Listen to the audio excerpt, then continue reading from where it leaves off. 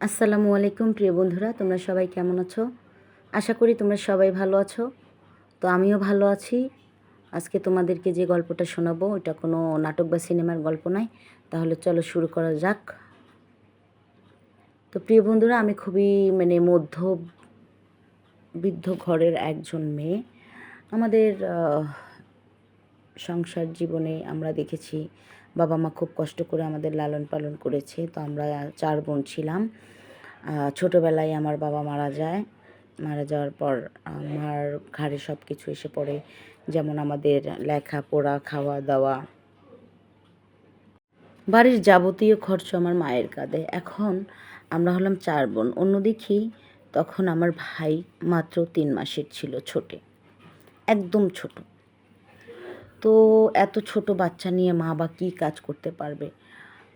এক প্রকার মায়ের পায়ের তলা থেকে মাটি সরে গেল। তারপরও মা হাল ছাড়েনি, আমাদেরকে ফেলে দেননি। সে তার সাধ্যমতো আমার ছোট ভাইকে কখনো আমি রাখতাম, কখনো আমার বড় বোন রাখতো, কখনো সবার বড়জন সে রাখতো, কখনো আমার ছোট সে রাখতো। এভাবে করে করে মা কাজ করতো, লোকের বাড়ি বাড়ি বাড়ি বাড়ি কাজ করে করে করে করে মোটামুটি যখনই আমাদের বোনদের 12 বৎসর বা 11 বৎসর পার হয়ে গেছে, তখনই মোটামুটি আমার যে বড় দুজন ছিল তাদেরকে বিয়ে দিয়ে দিয়েছে। আমি ছিলাম, যখন আমি 11 বৎসরে পা দিলাম তখন আমাকেও তাড়াতাড়ি বিয়ে দিবে। মা আর পারতেছে না, কী করবে? তো বিয়ে তো বিয়ে দিয়ে দিয়েছে অনেক বাড়িতে। তো ওনারা আমাকে এমনিতেই নিয়ে গেছে। আমার মা যৌতুক দেবে বা কোনো টাকা পয়সা দিবে এই ধরনের কোনো কথাই ছিল না। আর ওই বাড়ির কর্তা ছিল দাদা। দাদার মানে আমার যিনি দাদা শ্বশুর ছিলেন ওনার কোনো বউ ছিলেন না, কারণ ওনার বউ মারা গিয়েছিল। আর তার ছেলের ঘরের নাতি ছিল। ওর বাবা মা অ্যাক্সিডেন্টে মারা গেছে, মানে আমার হাজব্যান্ডের বাবা মা অ্যাক্সিডেন্টে মারা গেছে যখন আমার হাজব্যান্ডের বয়স 7 বছর। তো আমার দাদা শ্বশুর ওকে লালন পালন করে অনেক বড় করেছে। ওদের অর্থ আভিজাত্য সয় সম্পত্তি কোনো কিছুরই অভাব নেই।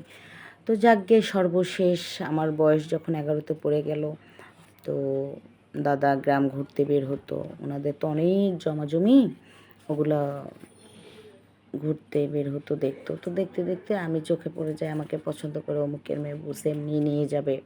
তো নিয়ে গেল, যে কথা সেই কাজ। কোনো টাকা পয়সায় খরচ হয়নি, বরঞ্চ উল্টো ওনারা সব টাকা পয়সা খরচ করে ধুমধাম করে আমাকে নিয়ে গেছে। খুব ছোটোবেলায় নিয়ে গেছে। স্বামী বা আদর সোহাগ ভালোবাসা কোনোটাই বোঝার কোনো ক্ষমতা আমার তখন ছিল না।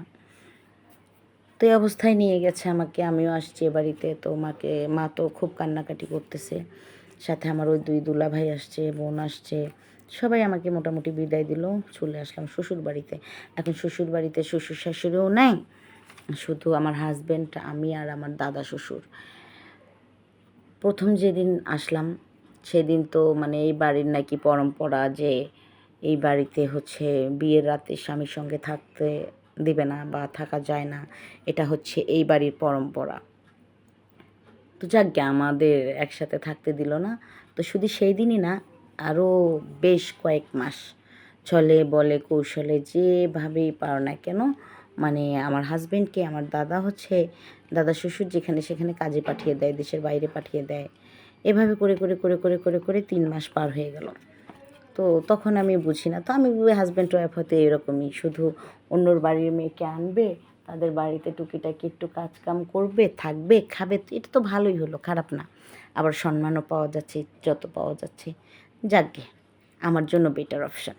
আমি তো এই ভেবে আরামে দিন কাটাতে লাগলাম। কিন্তু আমি তো জানতাম না এই দিন কাটানোর মধ্যে, আরামের মধ্যে কতটা হারামিপানা লুকিয়ে আছে। সে যাই হোক, সেটাই আমি তোমাদের সঙ্গে শেয়ার করব। তো আমার স্বামীকে বলতেছে ব্যবসার কাজে তোমাকে 3 মাসের জন্য ট্যুরে যেতে হবে। তো আমি তো হতাশ, কারণ আমাদেরকে একসঙ্গে থাকতে না দিলেও ওকে বিভিন্ন কাজে এঙ্গেজ করে রাখলো। ও আমাকে টেক কেয়ার করতো। হ্যাঁ, যেমন খাওয়া দাওয়ার বিষয়টা, এই তুমি খাও, তুমি ঠিকমতো গোসল করো, আমি থাকি বা না থাকি, হ্যাঁ, তুমিও বড় হও, ব্যাস সব ঠিক হয়ে যাবে, এভাবে আমাকে বলতো। হ্যাঁ, তো যাক, ও খুবই ভালো মানুষ ছিল। তো এভাবে করে ওকে বাইরে পাঠিয়ে দিল। দেওয়ার পরে 1.5 মাস চলে গেল। যাওয়ার পর আমি মোটামুটি বাড়িতে কাজকাম করি। ওই বাড়ি থেকে, আশেপাশে বাড়ি থেকে অনেক লোকজন আসে। এর মধ্যে আমার মাও আমাকে 2 দিন এসে দেখে গেছে। আর আমাদের বাড়িতে, মানে আমার স্বামীর না আসা পর্যন্ত আমার যাওয়া নিষেধ ছিল, যেহেতু আমাদের অনেক গরিব বাড়ি। ওখানে আমাকে যেতে দিত না, আমার শ্বশুরবাড়ির কেউই পছন্দ করতো না। তো আমিও যেতাম না। যাই হোক, আমার স্বামীকে পাঠিয়ে দিল। এখন বাড়িতে কাজকাম করার জন্য 2 জন লোক আছে। শুধু ঘরের ভিতরের কাজ করে, বাহিরের কাজ করার জন্য তো অনেক লোকজনই আছে। তো একজন ছুটি নিয়ে নিয়েছে, যিনি মহিলা ছিল উনি ছুটি নিয়ে নিয়েছে। শুধু রামু কাকা ছিল। তো রামু কাকাও অসুস্থ, জ্বর, কাজ করতে পারে না। তো টুকিটাকি সব কাজ কাম আমি করে, যেহেতু আমি গরিব ঘরের মেয়ে, কাজকাম করতে আমার কোনোই অসুবিধে ছিল না। আমি করতাম, করে আমার দাদা শ্বশুরকে টাইম মতো খাবার দিতাম, ওষুধ দিতাম। তারপরে ওনার মাথায় তেল মালিশ করা লাগবে, তেল মালিশ করে দিতাম। ওনার হাত পা টিপে দিতাম, মানে ওনার যাতে কোনো সমস্যা না হয়, আমি এই সব বিষয়গুলো দেখতাম। কারণ আমি ওই বাড়ির কাজের লোককে দেখেছি, ওনার অনেক, মানে আমার দাদা শ্বশুরের অনেককে কেয়ার করে। তো ওনারা যেহেতু একজন ছুটিতে আরেকজন অসুস্থ হয়ে আছে বাড়িতে, তো ওনাদের অবর্তমানে আমি বাড়ির বউ, আমাকে এটা করতেই হতো। তো যাকে করতেছি রামুর দাদা তো 1 সপ্তাহ হয়ে গেল, 5 দিন পার হয়ে গেল, এখনও সুস্থ হয় না। 6 দিন হয়ে যায়, এখনও সুস্থ হয় না। তো আমার দাদা শ্বশুর খাইয়ে দেয়, টানা দিয়ে শোয়, আর ঘুরে ঘুরে শুধু আমাকেই ডাকে, দাও একটু মালিশ করে দাও, একটু মালিশ করে দাও। তো আমিও দিতাম। হ্যাঁ, তো দিতে দিতে যখন 7 দিনের মাথায় হয়ে গেল, আমার দাদা শ্বশুর আমাকে বলতেছে আমার শরীরটা কেমন ম্যাচ ম্যাচ করছে। আমি তাকে বললাম যে দাদা, আমি তো আপনাকে মেসেজ দিয়েই দিলাম, আপনি শোন, আমি একটু মুভ দিয়ে মেসেজ দিয়ে দিই, তাহলে আপনার অনেক ভালো লাগবে। বলল, না, দুনিয়ার কোনো মুভে আর কাজ হবে না। যে মুভ লাগালে কাজ হবে, তুমি কি সে মুভ আমাকে লাগিয়ে দিবে? আমি তখন তাকে বললাম, হ্যাঁ অবশ্যই, কোন মুভ লাগালে আপনার কাজ হবে আমি সেই মুভ অবশ্যই দেব। এতে করে তো আপনার যে অসুবিধা আছে শরীরে সেটা দূর হবে তো, তাই না? বলল, তাহলে আর কি দাও? আমি বললাম, হ্যাঁ আনছি তো দাদা, নেন মুভ। বলতেছে ওই মুভ না। এবার আমি বললাম, বুঝতে পারি নাই দাদা, আমি বলেন না। হ্যাঁ, বইলাই আমাকে হাতটা ধইরা টান দিয়া নিয়াই পিছন থেকে ধইরা মুখটা চাইপা ধরছে, ধইরা বিভিন্ন অঙ্গ ভঙ্গিতে আমাকে যেখানে সেখানে টাচ করতেছে, চুমু দিচ্ছে। হ্যাঁ, তো ফার্স্ট টাইম ছিল, আমি খুব ভয় পাচ্ছিলাম, চিৎকার করতে পারছিলাম না, বুকটা ধক ধক ধক ধক করে কাঁপছিল। অমন সময় হচ্ছে, মানে ব্লাউজটা, যেহেতু আমি শাড়ি পরতাম, ব্লাউজটা টান দিয়ে খুলে ফেললো। খুলে ফেলার পর, যেহেতু আমি কুমারী, আমার স্বামী আমার সাথে কখনোই কিছু করেনি, এই বিষয়ে আমার কোনো আইডিয়াই ছিল না। তো উনি আমার ছোট ছোট কচি কচি পেয়ারাগুলা কচকচ কচকচ করে খেতে থাকলো। যেমনি ব্যথা পাচ্ছিলাম তেমনি খুব মজাও পাচ্ছিলাম, বাট আমার মনে হচ্ছিল যে ভিতরে এত আতঙ্ক আর ভূমিকম্প হচ্ছিল, সেটা বোঝাতে পারবো না। এই করে মুখ চেপে ধরেই রাখছে আমার, আমি চিল্লাচিল্লি করেও কিছু করতে পারতেছি না। করতে আমাকে, মানে পুরো শরীরে খাওয়া দাওয়া করা শুরু করে দিল। তো আমি পাগল হয়ে গেলাম। এরপর আমাকে ঠাস করে ফেলাই দিয়েছে, দিয়া এখন পুকুরের মধ্যে পানি পাইপ দিয়ে দিছে, দিয়া এত স্পিডে পাইপ চালু করছে, এত কিছুর মধ্যে সে আমার মুখটা চেপে ধরেই রাখছে, ছাড়ে না। তারপরে তো তার ইচ্ছা মতো সে তার পানির পাইপ থেকে পুকুরে পানি ঢালছে, কিন্তু আমি কিচ্ছু করতে পারি নাই। এমন সময় এত ব্যথা, এত কষ্ট আমি পাইছি, কিন্তু ভয়টা কিছুতেই ভেতর থেকে যায়নি। তারপরে যখন ওনার সব কাজ কাম শেষ হয়ে গেল, যাওয়ার পর আমি তো লজ্জায় এক কোনায় বসে পড়ছি। আমার দাদা শ্বশুর আমাকে বলতেছে, ভয় পেও না, এসো, তুমি তো আমার, এটাই তোমার আসল পরিচয়।